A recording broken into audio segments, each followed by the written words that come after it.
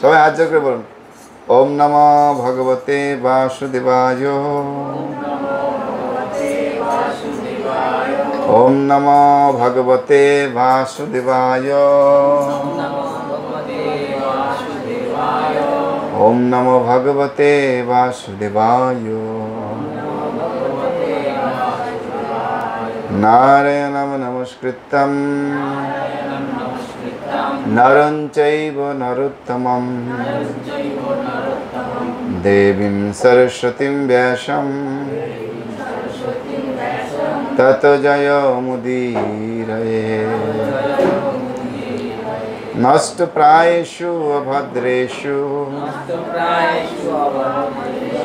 নিত্যং ভাগবত সেবয়া ভাগবতের উত্তম শ্লোকে ভক্তির্ভবতি নৈষ্ঠকি। মুখং করোতি বাচালং পঙ্গুলঙ্ঘয়তে গিরিম যৎকিপাতমহং বন্দে পরমানন্দমাধব। শ্রীচৈতন্যমীশ্বরং হরি ওম তৎসৎ। সবাই বলুন, জয় শ্রীকৃষ্ণ চৈতন্য প্রভু নিত্যানন্দ শ্রী অদ্বৈত গদাধর শ্রীবাসাদি গৌরভক্তবৃন্দ।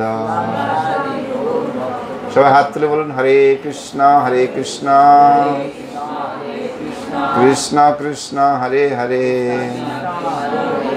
হরে রাম রাম রাম হরে হরে। তো হরে কৃষ্ণ আন্তর্জাতিক কৃষ্ণ ভাবনামৃত সংঘ ইস্কনের পক্ষ থেকে সকলকে স্বাগত জানাচ্ছেন। আজকে আমাদের এখানে প্রথম ক্লাস, বুঝতে পারছেন? এরকম মাসে আমরা 2 দিন ক্লাস নেব, 15 দিন বাদ গীতা শিক্ষা করার জন্য। কারণ দেখুন, আমরা হিন্দু, সবাই হিন্দু না? তো হিন্দুদের মূল গ্রন্থ কি? শ্রীমদ্ ভগবদ গীতা। কে কে গীতা আজকে পড়েছেন? কেউ না। তার মানে আমাদের গীতা শিক্ষা করার প্রয়োজন আছে কি না? যেটা আমাদের মূল গ্রন্থ, প্রধান গ্রন্থ, সেই গ্রন্থের শিক্ষা আমাদের দরকার আছে। তো এই ক্লাসের মাধ্যমে আমরা কি করব? কিভাবে গীতা পাঠ করতে হয় এবং গীতাকে কিভাবে বোঝা যাবে। How can understand this Gita, কিভাবে আমরা এই ভগবদ গীতাকে বুঝতে পারবো, সেই পন্থা এখানে শেখানো হবে। এটা হচ্ছে ডেমো ক্লাস। মনে করবেন না এইখানেই সব শিখে যাব, না, এখানে আপনাদের দেখানো হবে কিভাবে গীতা শিক্ষা লাভ করা হয়। ঠিক আছে? আর এটা কি করবেন? বাড়ি গিয়ে অ্যাপ্লাই করবেন প্রত্যেক দিন। বলছে ভালো লাগে আর না লাগে খাও তিতা, আর বোঝো আর না বোঝো পড়ো গীতা। গঙ্গার জল ঘোলাও ভালো, ইস্কনের গীতা বলো, শুধু ইস্কনের গীতা পড়তে। বুঝতে পারছেন? সবার কাছে ইস্কনের গীতা আছে? নেই। ঠিক আছে, আপনারা ধীরে ধীরে সংগ্রহ করবেন। তাহলে কী হবে? আপনারা যে গীতার যে প্রকৃত উদ্দেশ্য সেটা হৃদয়ঙ্গম করতে পারবেন। আর যদি গীতা না পড়েন তাহলে আপনি গীতার উদ্দেশ্য বুঝতে পারবেন না। আবার কি আছে, ভারতবর্ষে হাজার হাজার রকমের গীতা আছে। কেউ একটু যদি পণ্ডিত হয়, কেউ যদি মনে একটু বক ভালো করতে পারে, তাকে বলবে তুই একটা গীতা লিখে ফেল। আর ওই কী করবে? গিয়ে একটা গীতা লিখে ফেলবে। সে বুঝুক আর না বুঝুক, গীতা লিখে ফেলেছে। সে কি মায়াবাদী কথা বললো, না ভালো কথা বললো, না ভগবানের কথা বললো, না কি বললো, তার মধ্যে আমরা কোনো বিচার করছি না। সেই জন্য গীতায় ভগবান বলেছেন, এবং পরম্পরা প্রাপ্তম নিমম রাজস্বরীয় বিদু সকালেন মহতা যোগনষ্ট পরন্তপ। তো ভগবান গীতায় বলেছেন যে আমি এই জ্ঞানটা আজকে নয়, এই জ্ঞানটা আমি সূর্যদেবকে দান করেছিলাম। তারপর সূর্যদেব তার পুত্র বিবস্বানকে, তারপর ইক্ষ্বাকু, এভাবে গীতার জ্ঞান আস্তে আস্তে এই কলিযুগে এসে এই গীতার জ্ঞান সমাপ্ত হয়ে গেছে, নষ্ট হয়ে গেছে। তো সেজন্য কি করেছেন ভগবান শ্রীকৃষ্ণ? কুরুক্ষেত্রের ময়দানে আবার এই গীতার জ্ঞান নতুন করে দান করেছেন। কেন? যে এই জ্ঞান, এই যে শাশ্বত জ্ঞান, এই গীতার জ্ঞান, এটা যতদিন আমাদের মধ্যে থাকবে আমরা প্রকৃত মানুষের মতো মানুষ হতে পারব। কেন? কারণ দেখবেন আপনারা একটা টিভি কিনছেন, টিভি কেনার সঙ্গে একটা ছোট্ট একটা বই দেবে, তাই না? ওটাকে কি বলে? ম্যানুয়াল। তো এই মনুষ্য জন্ম ভগবান যখন দিয়েছেন, এই মনুষ্য জন্মের ম্যানুয়াল দিয়েছেন, এটা হচ্ছে গীতা। বুঝতে পারছেন? সেই জন্য প্রত্যেক দিন আমাদের গীতা পড়া উচিত। যেমন আমাদের গান্ধীজি আমাদের ভারতবর্ষের স্বাধীনতা নিয়ে এসছেন, গান্ধীজি আমাদের জাতির জনক। তো গান্ধীজি প্রত্যেক দিন উনি গীতা পড়তেন এবং সবসময় ওনার এই বগলের নিচে গীতা থাকত। উনি কোনো সমস্যায় পড়লে সবসময় গীতা পড়তেন, আর গীতার মাধ্যমেই উনি সব কিছুর সমাধান করার চেষ্টা করেছেন। হ্যাঁ, যতই আমরা গান্ধীজিকে এখন অনেক কিছু বলি তা না, উনি সবসময় অহিংস ব্যক্তি ছিলেন। কিভাবে? গীতার মাধ্যমে। গীতা আমাদের এই শিক্ষা দেয়। হ্যাঁ, আমরা বলতে পারেন গীতাটা তো দান করেছে সেই কুরুক্ষেত্রের ময়দানে, যেখানে হিংসার জায়গা, কিন্তু সেই অহিংস কীভাবে শিক্ষা দিয়েছে না? গীতা আমাদের ন্যায় অন্যায়, সৎ অসৎ, ভালো মন্দ, কর্তব্য অকর্তব্য সব রকমের শিক্ষা দান করছে। তার ফলে আমরা বুঝতে পারছি আমাদের কি করা উচিত, কি করা উচিত নয়। সেজন্য এই গীতার জ্ঞান আমাদেরকে নেওয়া উচিত। শাস্ত্রে বলেছে, শঙ্করাচার্য বলছেন, মলিনে মুচনাং পুংস জলস্নানং দিনে দিনে সক্রিদ গীতামৃত স্নানম সংসার মলনাশনম। আমাদের শরীর যখন ময়লা হয় তা কি করি আমরা? স্নান করি, স্নান করে পবিত্র হওয়ার চেষ্টা করি। কিন্তু এই যে গীতামৃত স্নান, গীতার অমৃতে যদি স্নান করা হয় তাহলে কি হবে? হ্যাঁ, এই সংসার রূপ যে মল আমাদের শরীরে লেগে আছে সেটা নাশ হয়ে যাবে। আমরা মনে করতে আর ভালোই তো আছি, সংসারে আছি মানে ভালো আছি, আমরা মানুষ হয়েছি, কত ভালো, ভালো না? না, আমরা যেখানে আছি এই জগৎটার নাম একটা দেওয়া আছে, এবং জেলখানায় গেলে লেখা আছে সামনে সংশোধনাগার। তো এই জগৎটাকে একটা ছোট বড় একটা সংশোধনাগার। হ্যাঁ, তো এইখানে একজন জেলার আছে, জানেন আপনারা? এই সংশোধনাগারে একজন জেলার আছে। সে জেলার কে জানেন আপনারা? সে জেলার হচ্ছে দুর্গা দেবী। উনি ওনার হাতে ত্রিশূল নিয়ে বসে আছেন। ত্রিশূল আছে না দুর্গা দেবীর হাতে? হ্যাঁ, ত্রিশূল মানে কি জানেন আপনারা? আধ্যাত্মিক, আদি ভৌতিক এবং আদি দৈবিক, এই তিনটা শূল। আধ্যাত্মিক মানে আমরা দেখবেন অনেক সময় কি বলে, ডিপ্রেশন একটা রোগ না আজকাল? হ্যাঁ, মানসিক যন্ত্রণা। তো এই কারণে এটা হচ্ছে আধ্যাত্মিক। আত্মা থেকে যে ক্লেশ পাওয়া হয় সেটা হচ্ছে আধ্যাত্মিক। আত্মা থেকেই পাচ্ছি, নিজের থেকে নিজে ডিপ্রেশন আসছে। আদি দৈবিক, যেমন এবার প্রচুর বৃষ্টি হচ্ছে, তাই না? এটা হচ্ছে আদি দৈবিক ঘটনা, দেবতারা দিচ্ছে, প্রচুর বৃষ্টি হচ্ছে। আবার অনেক সময় অনেক খরা হয়, অনেক সময় প্রচুর ঠান্ডা পড়ে, অনেক সময় ঠান্ডা পড়েই না। হ্যাঁ, এই যে বিভিন্ন রকমের যে প্রাকৃতিক বিপর্যয়, কখনো ভূমিকম্প হয়ে গেল, হ্যাঁ, কখনো সুনামি হয়ে গেল, এগুলো হচ্ছে আদি দৈবিক ক্লেশ। এটা দেবতাদের দ্বারা হচ্ছে, দেবতারা এগুলো নিয়ন্ত্রণ করে। আর একটা হচ্ছে আদি ভৌতিক ক্লেশ, যেমন এখানে বসলেন, মশা এসে কাটলো। হ্যাঁ, যে কোনো ভূত থেকে বা কোনো প্রাণীর থেকে যেই কষ্টটা আমরা পেয়ে থাকি সেটা হলো আদি ভৌতিক ক্লেশ। কেউ কুকুর কামড় দিল, কাউকে একটা সাপে কামড় দিল, এগুলো হচ্ছে আদি ভৌতিক ক্লেশ। বুঝতে পারছেন? এই তিন প্রকারের ক্লেশ দুর্গা দেবী আমাদেরকে প্রদান করেন। কেন করেন? হ্যাঁ, আমাদেরকে শুধরানোর জন্য। বলে কীভাবে শুধু? আমরা তো সব শুধরে আছি, আমরা সব শুধরে আছি না, আমরা সব ভালো, আমরা কেউ খারাপ না, আমরা কোনো খারাপ কাজ করি না, আমরা সব ভালো। হ্যাঁ, আমরা সব ধার্মিক ব্যক্তি, আমরা অধার্মিকতার কিচ্ছু নেই আমাদের ভিতরে, তাই না? কিন্তু শাস্ত্র সেটা বলছে না। শাস্ত্র বলছে ধর্ম যদি পালন করেন আপনি তাহলে ধর্মের 4টে পা আছে। সবাই জানেন ধর্মের 4টে পা? জানেন তো সবাই? জানেন না? ধর্মের 4টে পা, একটা হচ্ছে সত্য, একটা হচ্ছে শৌচ, একটা হচ্ছে তপ, আর একটা হচ্ছে দয়া। আপনি কত বড় ধার্মিক এখন বুঝতে পারবেন যখন ধর্মের বিচারে আপনি আসবেন।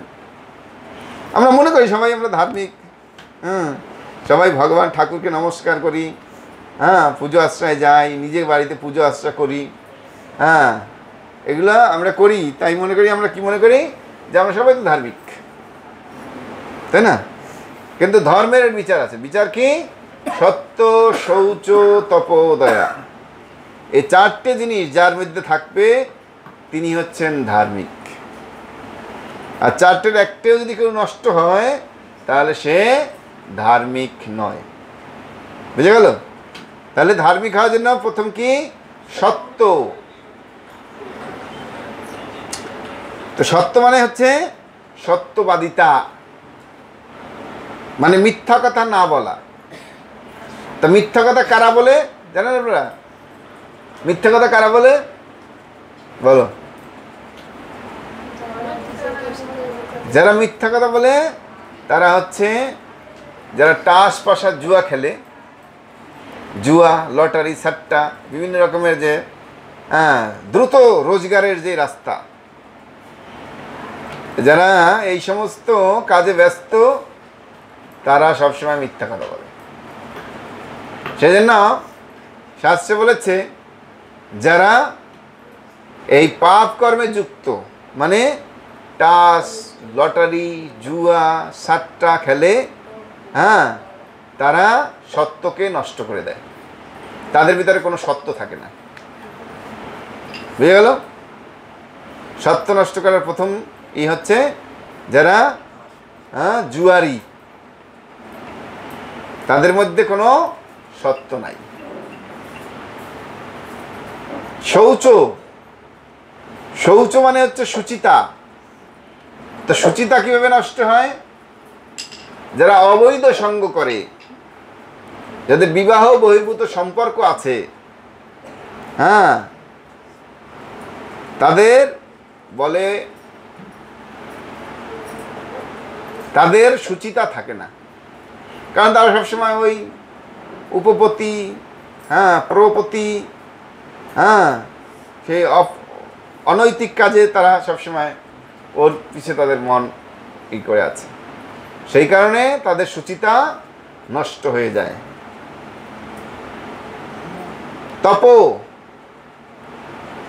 তপস্যা, তপস্যা একটা ধর্মের অঙ্গ। তো কারা তপস্যা করতে পারে না জানেন আপনারা? কারা তপস্যা করতে পারে না? যারা নেশা করে। দেখবেন কার যদি চায়ের নেশা থাকে, সকাল 8টার সময় তিনি চা খান, বেড থেকে মানে বেডটি, তা আপনি যদি তাকে চা না দেন তাহলে তার কী অবস্থা হবে জানেন তো আপনারা? যারা যারা চা খান জানেন তো যে টাইমলি যদি চা না পাওয়া যায় তাহলে কী হবে? ওই বাড়িতে রায়ট শুরু হয়ে যাবে, মানে মারামারি কাটাকাটি শুরু হয়ে যাবে কি না? তারপর যারা মদ গাঁজা খায়, যারা হেরোইন খায়, তাদের তো নেশা আরও ভয়ঙ্কর। তো সেজন্য যারা নেশা করে তারা কখনো উপবাস করতে পারে না। যারা নেশা করে তাদেরকে বলবেন যে ভাই একাদশী করো, একাদশী ব্রত ভালো, একাদশী ব্রত করলে পুণ্য অর্জন হয়, এবং একাদশী ব্রত করলে আমাদের শরীরটা ভালো থাকবে, কারণ 15 দিনে একদিন স্টোমাককে একটু রিলিজ দিতে হয়। ডাক্তাররা বলে যে আপনি যদি কন্টিনিউ খেতে থাকেন তাহলে আপনার স্টোমাক দুর্বল হয়ে যাবে, আর যখন আপনি এই 7 দিনে বা 15 দিনে একদিন একটু উপবাস ব্রত করবেন, না খেয়ে থাকবেন, তাহলে কি হবে? আপনার স্টোমাক খুব শক্তিশালী হবে। সেজন্য শাস্ত্রে এরকম বৈদিক বিধান অনুযায়ী এই একাদশী ব্রত ভগবান দিয়েছেন যে না, তোমরা কমসে কম 15 দিনে একদিন ব্রত পালন করো, ব্রতের মাধ্যমে তোমরা উপবাস করো। হ্যাঁ, সেদিন একটু খাওয়া দাওয়া কম করো, ভগবানের নাম গান করো। হ্যাঁ, এই জন্য ভগবান এই একাদশী ব্রতের বিধান আমাদের দিয়েছেন। তো যারা নেশা করে তারা কখনোই এই একাদশী ব্রত পালন করতে পারে না। পারে? আপনারা কি মনে করেন পারে? হ্যাঁ, যাদের চায়ের নেশা আছে তাদের যদি বলা হয় যে আপনি একটু একাদশী করবেন, আজকে চা খাবেন না, ও বলবে আমার চা ছাড়তে পারবো না, তুমি একাদশী গোল্লায় যাক। ওই একাদশী দিনই চা খেয়ে নেবে, নেবে কিনা? হ্যাঁ, ওরা চা খেয়েই একাদশী করে, বলে আমাদের একাদশীতে চা খাওয়া যায়। কিন্তু চা খেলে তো একাদশী থাকে না, কারণ নেশার বস্তু না। সেজন্য তপস্যা যারা করবে তারা কোনো নেশা করতে পারবে না, বা যারা নেশা করবে তারা তপস্যা করতে পারবে না। বুঝে গেল? দয়া, দয়া কিভাবে নষ্ট হয় জানেন আপনারা? বলছে জীব হত্যা করলে দয়া নষ্ট হয়ে যায়। যারা জীব হত্যা করে মানে আমিষ আহার গ্রহণ করে তাদের ভিতরে দয়া থাকে না। থাকে? থাকে? তাদের ভিতরে দয়া থাকে না। তা সেজন্য এই শাস্ত্রে বলেছে যে আপনি যদি ধার্মিক হন তাহলে আপনাকে এই 4টি পাপ কর্ম থেকে মুক্ত হতে হবে। 4টি পাপ কর্ম কি কি? সত্য পালন করতে হলে তাস পাশা জুয়া খেলা যাবে না। সুচিতা পালন করতে গেলে অবৈধ সঙ্গ করা যাবে না। তপস্যা করতে গেলে নেশা করা কি? হ্যাঁ, নেশা করা যাবে না, নেশা করলে তপস্যা থাকবে না। আর দয়া পালন করতে গেলে আপনাকে আমিষ আহার বর্জন করতে হবে। এটা হচ্ছে ধর্ম। আপনি এখন কোন ক্যাটাগরির ধর্ম করছেন আমি নিজে জানেন, আমি বুঝতে দেখতে পারেন। এটা হচ্ছে ধর্মের কথা, আমি শাস্ত্রের কথা বলছি, আমার নিজের কথা নয়, মন করার কথা নয়। হ্যাঁ, তো সেজন্য এই গীতা পাঠের প্রয়োজনীয়তা আমাদের খুব বেশি জরুরি। কারণ আমরা যদি গীতা পাঠ করি তাহলে কি হবে? এই গীতার মধ্যে এই সমস্ত কথাগুলো লেখা আছে। হ্যাঁ, তো সেজন্য আমাদের প্রত্যেক দিন সকলের কর্তব্য হচ্ছে, যারা সনাতনী বা হিন্দু তাদের উচিত হচ্ছে প্রত্যেক দিন বাড়িতে এই গীতা পাঠ করা। তো সেজন্য আমরা এখন শিক্ষা দেব কিভাবে গীতা পাঠটা করতে হয়। আমাদের ইস্কনের যে গীতাটা আছে সেই গীতাটা আপনি কিভাবে বাড়িতে পড়বেন। হ্যাঁ, সেজন্য সবাই আমার পিছে পিছে প্রথমে বলবেন, ঠিক আছে? সবাই বলবেন দেহিনা, হাত জোর করে, অস্মিন যথা দেহে কৌমারম যৌবনম জরা তথা দেহান্তর প্রাপ্তি ধীরা তত্র ন মুহ্যতি। এটা হলো শব্দার্থ হয়ে গেল, বুঝতে পারছেন? প্রত্যেকটা শব্দ হয়ে গেল। মানে আমরা যদি মনে করেন আমি সংস্কৃত উচ্চারণ করতে পারবো না বাবা, তাহলে আমি এই গীতাটা কীভাবে ব্যবহার করবো? তো এটা কী হলো, প্রথমে আমরা শব্দগুলো পড়ে নিলাম, এবার এটার বাক্য আমরা পড়বো। সবাই আমার পিছিয়ে পিছিয়ে বলবেন দেহিনোস্মিন যথা দেহে কৌমারম যৌবনম জরা তথা দেহান্তর প্রাপ্তি ধীরস্তত্র ন মুহ্যতি। কোনো কষ্ট হয়েছে উচ্চারণ করতে আপনাদের? হ্যাঁ, আবার করুন আমার সঙ্গে। দেহিনোস্মিন যথা দেহে কৌমারম যৌবনম জরা তথা দেহান্তর প্রাপ্তি ধীরস্তত্র ন মুহ্যতি। দেহিনোস্মিন যথা দেহে কৌমারম যৌবনম জরা তথা দেহান্তর প্রাপ্তি ধীরস্তত্র ন মুহ্যতি। তাহলে গীতার শ্লোকটা আমাদের বলা হয়ে গেল, ঠিক আছে? এবার এটার অর্থ বুঝতে হবে। তাহলে তাহলে সবাই আমার পিছু পিছু বলুন, দেহিনা। এর অর্থ হচ্ছে দেহির। দেহি মানে কি জানেন? যে এই দেহের মধ্যে থাকে। দেহের মধ্যে কে থাকে? আত্মা। আত্মাকে বলে দেহি। বুঝতে পারছেন? দেহ আর দেহি, দেহের মধ্যে যিনি থাকেন তাকে বলে দেহি। তা আমাদের প্রকৃত পরিচয় কি জানেন আপনারা? আমরা কি দেহ না দেহি? আমরা হচ্ছি দেহি। হ্যাঁ, আমার পরিচয় কাপড় দিয়ে নয়, আমার পরিচয় কি? আমাকে দিয়ে। হ্যাঁ, আত্মচিন্তন, আত্মার দ্বারা আমার পরিচয়। এবার বলুন, অস্মিন, এই। হ্যাঁ, যথা, যেমন, দেহে, দেহে, কৌমারম, কৌমার, যৌবনম, যৌবন, জরা, বার্ধক্য, তথা, তেমনি, দেহান্তর, দেহান্তর, প্রাপ্তি, লাভ হয়, ধীরা, স্থির বুদ্ধি, তত্র, তাতে, না, মুহ্যতি, মোহগ্রস্ত হন। তাহলে বলতে পারলেন যে শব্দ, প্রত্যেকটা শব্দের অর্থ এখানে দেওয়া আছে। হ্যাঁ, এবার এর অর্থ,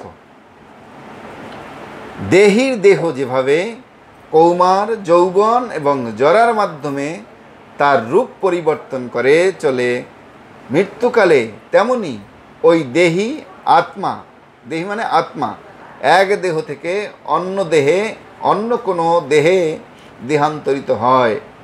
স্থিতপ্রজ্ঞ পণ্ডিতেরা কখনো এই পরিবর্তনে মুহ্যমান হন না। এটা হলো অর্থ। এবার আপনারা সবাই আমার পিছু পিছু বলুন, দেহির দেহ যেভাবে কৌমার, যৌবন ও জরার মাধ্যমে তার রূপ পরিবর্তন করে চলে মৃত্যুকালে, তেমনি ওই দেহি আত্মা এক দেহ থেকে অন্য কোনো দেহে দেহান্তরিত হয়। স্থিতপ্রজ্ঞ পণ্ডিতেরা কখনো এই পরিবর্তনে মুহ্যমান হন না। বোঝা গেল? এটা আমাকে পুরা গীতা শব্দ উচ্চারণ করা হলো, শব্দার্থ করা হলো, তারপরে আপনাকে অনুবাদ দেওয়া হলো। এখন অনুবাদ করে আমরা অনেক সময় বুঝতে পারি না। বুঝতে পারছেন? শাস্ত্র বলছে, ভাগবত পরগিয়া ভাগবত স্থানে একান্ত আশ্রয় লহ শ্রী গুরু চরণে। হ্যাঁ, তো ভাগবতটা কার কাছে পড়তে হবে? ভাগবতের কাছে। আমি একটু আগে বলছি যে এই যে গীতার জ্ঞানের যে জ্ঞান, এটা পরম্পরার মাধ্যমে এসছে। এটা এই নয় কেউ ফিকে দিয়েছে আর সেটা ধরে নিয়েছে ক্যাচ। এটা পরম্পরার মাধ্যমে এসছে। গুরুদেব তার শিষ্যকে শিখিয়েছেন, আবার তিনি গুরুদেব হয়েছেন, তার শিষ্যকে শিখিয়েছেন, তিনি গুরুদেব হয়েছেন, তার শিষ্যকে শিখিয়েছেন। এভাবে পরম্পরারভাবে এই জ্ঞানটা এই জগতে প্রবাহিত হয়েছে। বুঝে গেল? হ্যাঁ, তাহলে কিভাবে আমরা এই জ্ঞানটা বুঝব? এই জ্ঞানটা বুঝতে হলে আমাদের কি করতে হবে? এই ভাগবতের কাছে শিখতে হবে। তো সেজন্য শিল প্রভুপাদ হচ্ছেন একজন ভাগবত। শিল প্রভুপাদ কি করেছেন? আমাদের বোঝানোর জন্য উনি কি করেছেন? এই শ্লোকের তাৎপর্য দিয়েছেন। এই শ্লোকে ভগবান কি বলেছেন, এই শ্লোকের মাধ্যমে কি শিক্ষা এখানে দেওয়া আছে, সেটা এখানে বর্ণন করা হয়েছে। বুঝে গেল কথা? হ্যাঁ, তো সেজন্য আমি এটা পাঠ করছি, আপনারা শুনুন। যেহেতু প্রত্যেকটি জীব হচ্ছে একটি স্বতন্ত্র আত্মা, কিন্তু প্রতিটি মুহূর্তে প্রত্যেকের তার দেহ পরিবর্তন করে চলছে। কি বলছে? প্রত্যেকটা জীব হচ্ছে স্বতন্ত্র আত্মা। আপনি স্বতন্ত্র, আপনি স্বতন্ত্র, আপনার স্বতন্ত্র। স্বতন্ত্র না সবাই? হ্যাঁ, কিন্তু কি করছে, প্রত্যেকটা জীব প্রত্যেক মুহূর্তে তার শরীরটা পরিবর্তন করছে। বলে কিভাবে? বলে আপনি ছোট সময় যে ওর মতো যখন ছিলেন, হ্যাঁ, ওর মতো এক সময় ছিলেন, এখন বড় হয়ে গেছেন, আপনার শরীর কি আগে ওর মতো শরীর আছে? নাই। তার মানে পরিবর্তন হচ্ছে, তাই না? এক সময় কী হবে, একদম বৃদ্ধ হয়ে যাব, এক সময় এই শরীরটা ত্যাগ করতে হবে, আবার নতুন শরীর ধারণ করতে হবে। বুঝে গেল? হ্যাঁ, সেই কথাটা এখানে বুঝে প্রভুপাদ। তার ফলে কখনো সে শিশু, কখনো কিশোর, কখনো যুবক, কখনো বৃদ্ধ, এভাবে সে নানা রূপ ধারণ করছে। কিন্তু কখনো যুবক এবং কখনো বৃদ্ধ, এভাবে সে নানা রূপ ধারণ করছে, কিন্তু জীবের প্রকৃত সত্তা আত্মার কোনো পরিবর্তন হয় না। হ্যাঁ, এক সময় দেহটি যখন অকেজ হয়ে পড়ে, তখন আত্মা সেই দেহ ত্যাগ করে অন্য দেহ ধারণ করে। বুঝে গেল?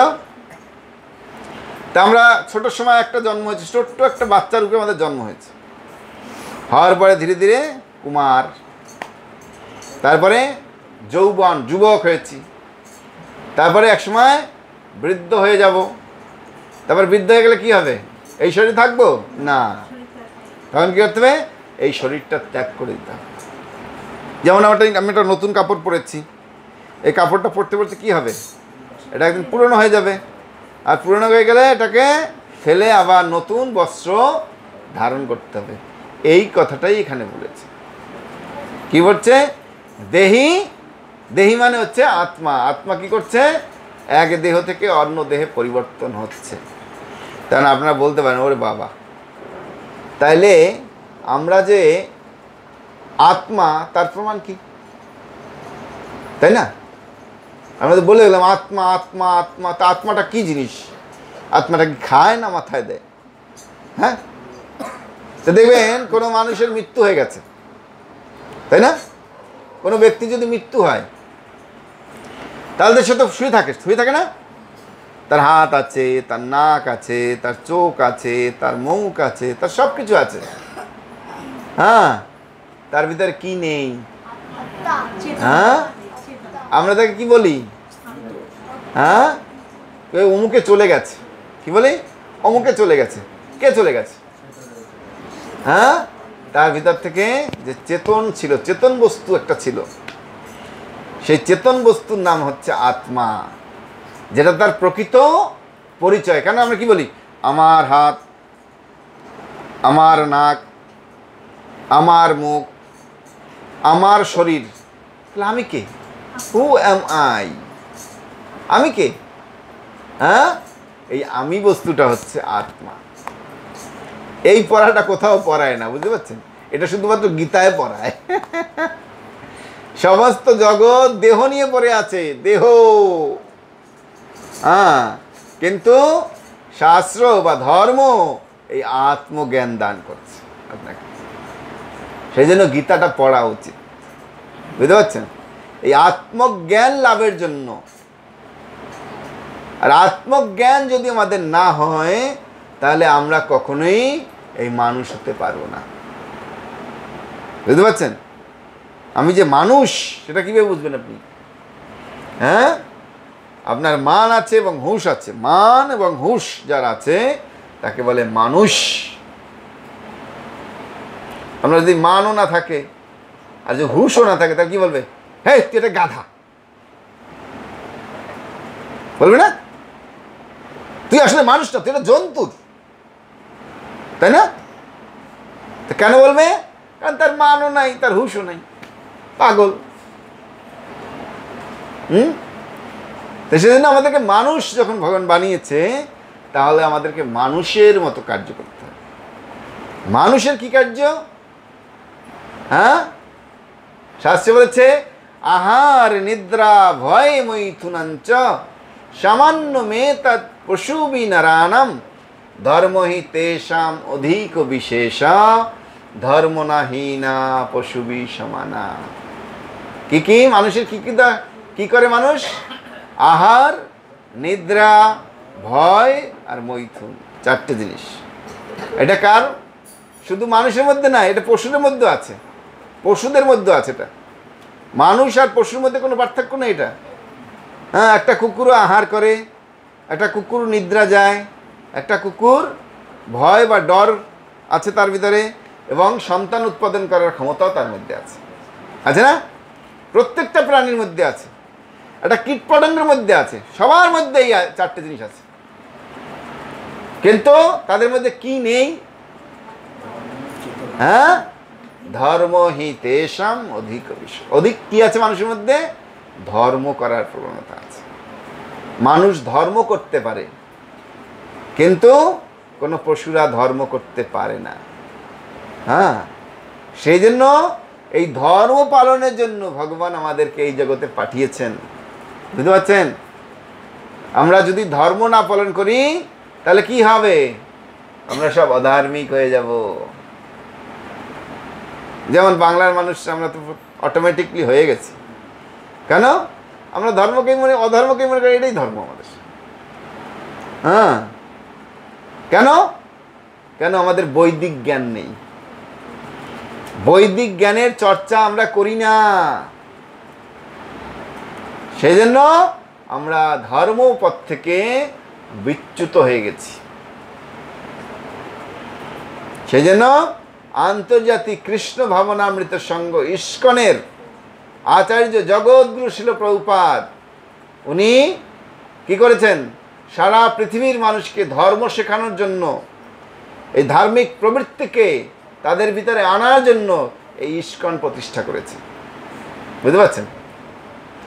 ইস্কন কোনো ধর্ম মানে, ইস্কন সাধারণ কোনো মন্দির নয়, ইস্কন হচ্ছে ইনস্টিটিউশন।